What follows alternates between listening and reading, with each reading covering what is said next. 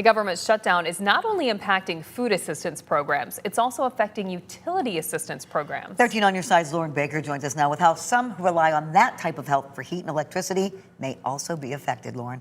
Yeah, Elena and Juliet, thousands of families use the funds from the Low-Income Home Energy Assistance Program, better known as LIHEAP, to help pay for utility bills, especially during the winter. But those funds could soon be delayed if lawmakers don't come to an agreement on a new budget. I spent the day digging into how this shutdown is impacting LIHEAP, and as it turns out, the shutdown is just the tip of the iceberg.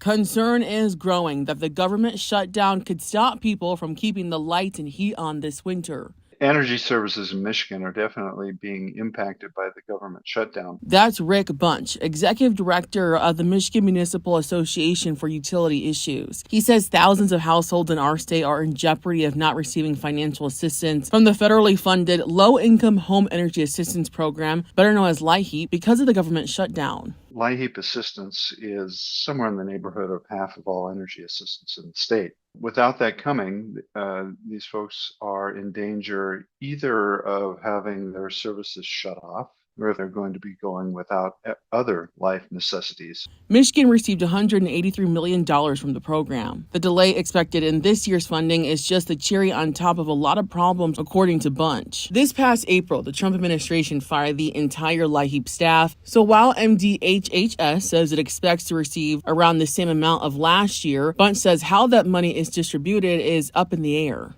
Even if the rest of the federal government goes back to work, we don't know who would be reviewing and approving those plans. Even if it does happen, it will undoubtedly take longer. He says this also comes at a time where the number of households living without gas or electric services is increasing, while the number of people using financial assistance is decreasing. We don't have full understanding of why that's happening. And so what we're looking at is a shortage of funds to help people pay their bills and fewer vulnerable customers who are protected from shutoff.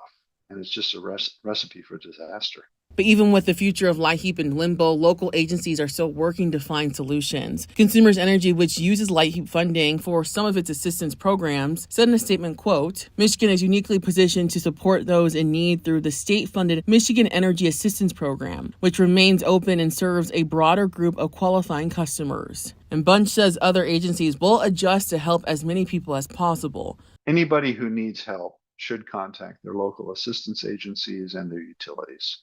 And it's best to do it now while there is still assistance available. Because with winter fast approaching, getting the help you need now can help keep the lights on.